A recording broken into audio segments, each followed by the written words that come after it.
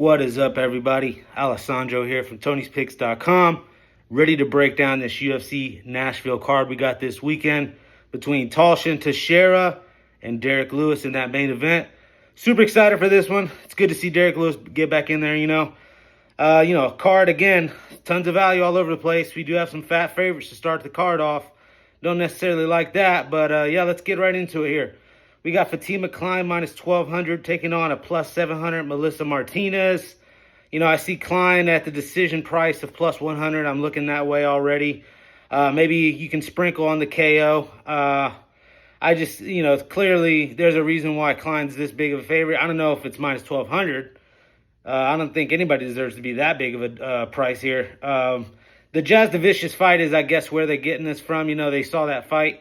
It was a competitive fight. Fatima Kline was not scared to, stand in the center and trade, and those scrambles on the ground were impressive. It's clearly the side to choose here. Martinez, is going to be the smaller fighter as well in there. I just don't see she has a shot at all to win this fight. On to the next one. You got Mike Davis versus a plus 700 Mitch Ramirez. Mike Davis at minus 1,200. Another one I just can't get to the window on there with Mike Davis. I do think he's going to have the cardio edge, possibly the wrestling edge. And, with Mitch coming down from 170 to 155, I do worry about the conditioning there, the cardio. We'll see how he, fares doing that. The speed is going to be a little bit different as well. But, at this plus 700 price, it's hard for me to not look Mitch Ramirez's way. 14-1 for him to catch Mike Davis by surprise here with a KO. Because these guys are the same age, same height, same reach, very similar records, even though Mike Davis has the more UFC experience, clearly. Mike Davis has never been somebody I'm super high on here. He's a middle-of-the-pack type UFC fighter. No disrespect towards him. It's just this price is just ridiculous. Plus 700 Mitch Ramirez, that looked that way. For this fight to go the distance, you got plus 160, so they think somebody's going down, clearly. I'm going to take a shot here with the fat dog and Mitch Ramirez and sit here and pray and hope for a KO. With the next fight, you got minus 200 Kennedy Nzechukwu versus plus 170 Valter. Yeah, two guys I'm not high on. This is the, start the chips and the dip and get everything going type fight. I'm not really going to be too invested into this one, even though I do lean the dog in this. Valter Walker, I think he's going to be able to get this fight to the ground. For him to get a sub, it's plus 475. For him to win by decision, lay and pray, plus 400. I don't know. You can just take the plus 170. Want to play that 50-50 game, if he gets the sub or not, when you got the plus price sitting right in front of you.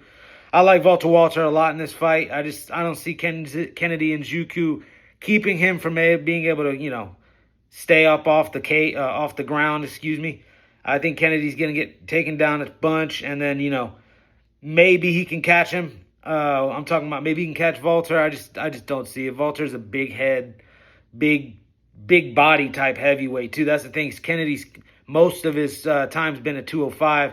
Valter's a true heavyweight, and I think you'll see that in the grappling. And so I lean Valter Walter there, plus 170. On to the next one. You got minus 700 Eduarda Moura versus plus 450 female Darren Elkins, Lauren Murphy. Man, Lauren Murphy has made me money in the past. I'm not trying to roast her like that. She is my girl. Just tons of plus money all the time with Lauren Murphy back in the day. She hadn't fought in about 2.5 years now. Hadn't fought, since like 2023. So it's good to see her back in there. She is old now, 41 years old, trying to get in there. All respect to her. I think she can do it, man. Honestly, my money's going to be on her. Eduarda Moura did have that fight with Denise Gomes, split decision loss. She fought Dan Hardy's girl, Veronica Hardy. I don't know. The competition that Lauren Murphy's seen is way up here, and the competition that Moura's seen is way down here. So, and I don't know, at this plus price, I know Lauren Murphy is not going to quit in there. She is well-rounded. She's good on the ground. She's got good enough boxing to make Moura worry about it. I just don't know how she actually wins this fight other than decision. Just, out-gritting her, maybe getting a couple takedowns. I also see blood on her face because that's just the way she is. So, I don't know.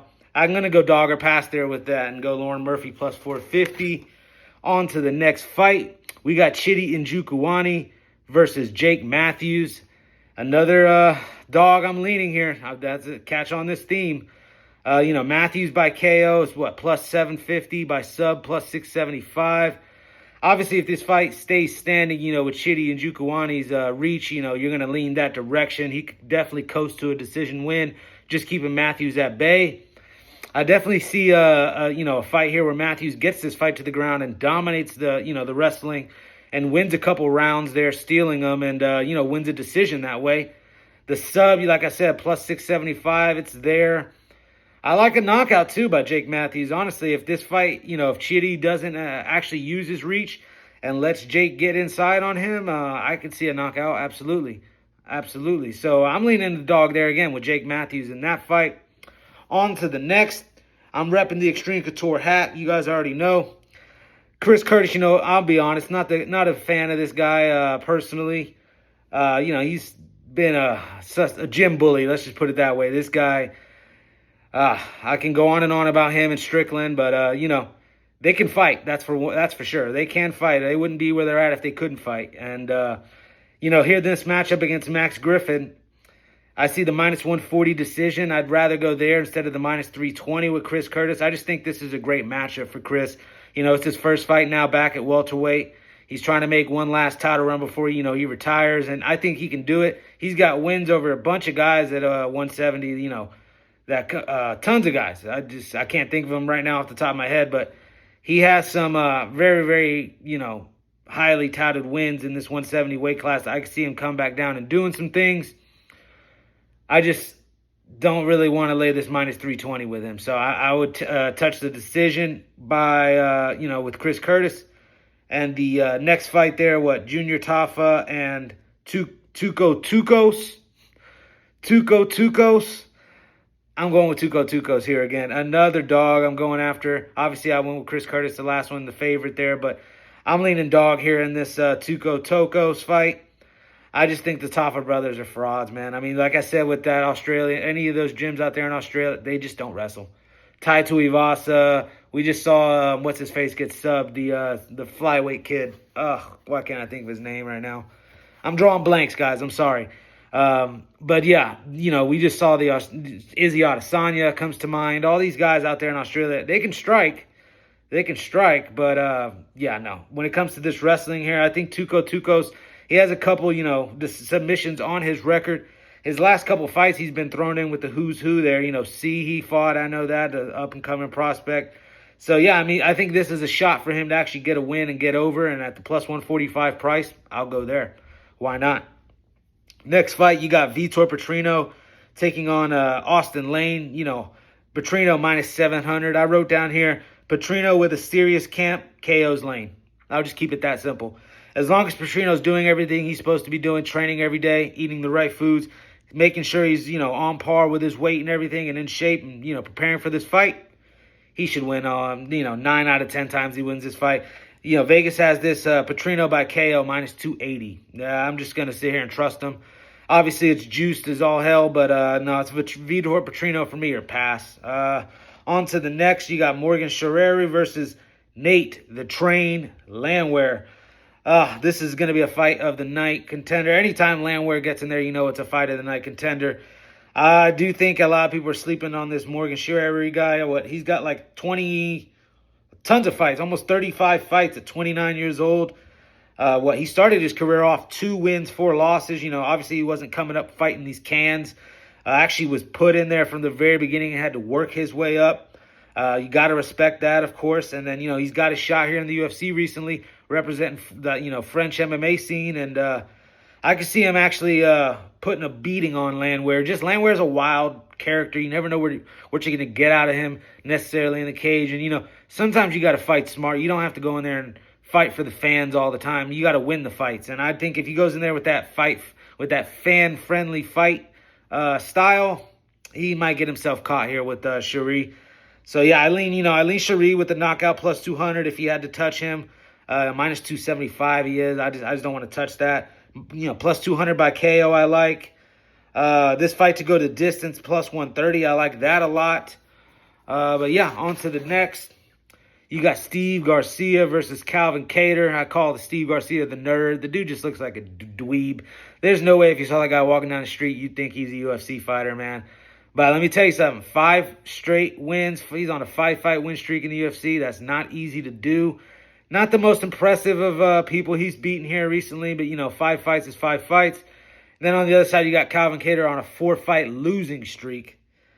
This line tells you, I think, everything you need to know that Steve Garcia should be a -175, -185 favorite. And instead, this fight's almost a pick'em.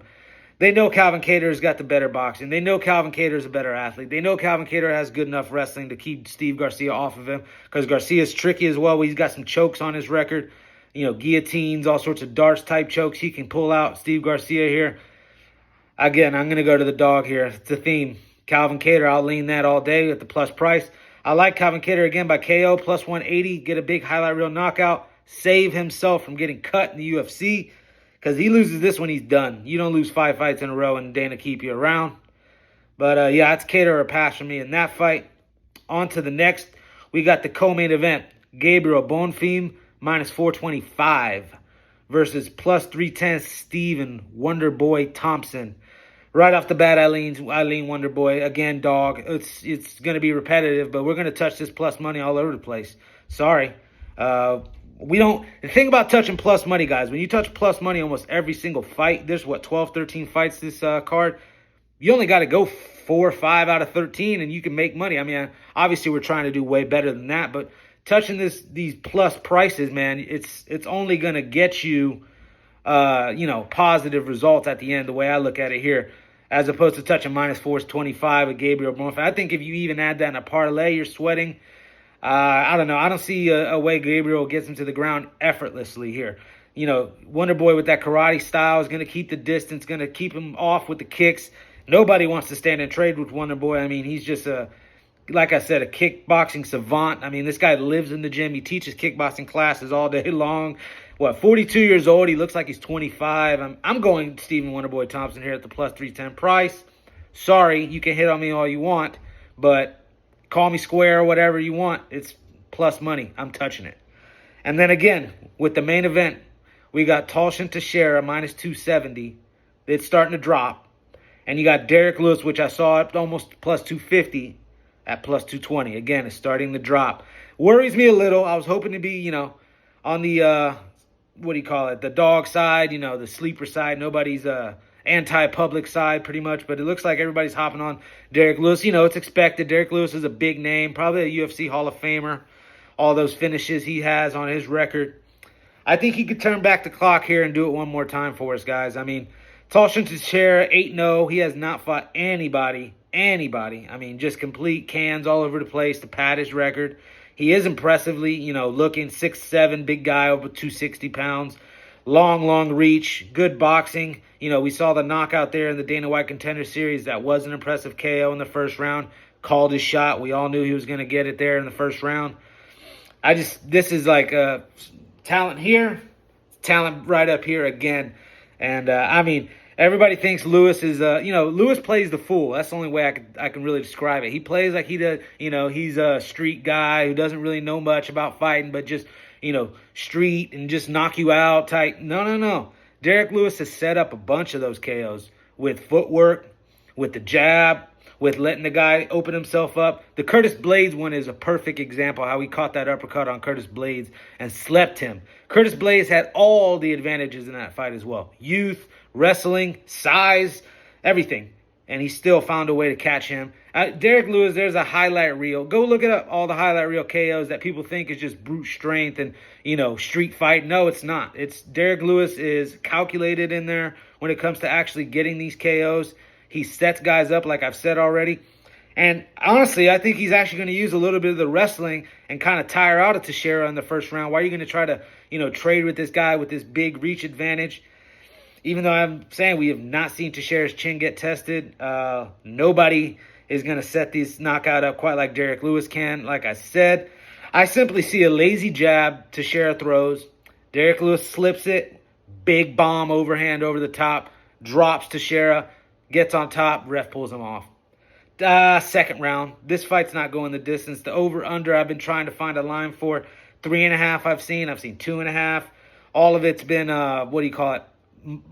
plus money to the over. They don't see this fight going the distance, that's for sure. I don't see this fight going 5 rounds. It's ridiculous amounts of plus money if you want to try to touch that. This one, somebody's going to sleep. They got Teixeira at minus 185 by a knockout. I don't see Derrick Lewis getting slept unconscious cold. I see Derrick Lewis, if he does get finished, it's because he's gassed and he's basically quit. And they've basically stopped the fight because nobody wants to watch somebody just fall to the ground and quit and basically tap to strikes. That's the only way I see Derrick Lewis, losing here. I think he catches him. Bottom line, I think he catches him. And if he doesn't catch him, I think he at least makes it a scrappy enough fight. And you can call me crazy. He wins a decision somehow. It's plus money for Derrick Lewis to win a decision and go all 5 rounds. Something tells me he wants that one last title run. He's already called out Aspinall and that he wants that fight. You hope he's not looking past this young kid that he's got to fight. I don't think he is. I think he's ready for this kid, and I think he's going to get that W. So there you have it, guys. I just broke down the whole entire card for you guys. Another card in which I'm heavy on these dogs. Sorry, I can't. I'm addicted to chasing plus money. That's the only thing I know. And, yeah, guys, check out the website, Tony'sPicks.com. Use that Tony T discount code to get the 15% off. The 2-for-1 capper promotion, I'm always going to push that. Sign up with any of us. Rod's going to start getting hot again. I'm still going to start getting hot again. Chris with those home run props. Al Ninos dropping those dogs all the time. Tony's been in the game 20, 30 plus years. OG in this game. Solo's hot right now as well. High volume better he is. Stacks, the newest guy on the channel. He's hot right now, always with the WNBA plays. Shouting everybody out right now because we all deserve it, man. We're busting our butts right now trying to get you guys these winners. So hop on with us, guys. And always, man, let's make this money. You already know. Peace.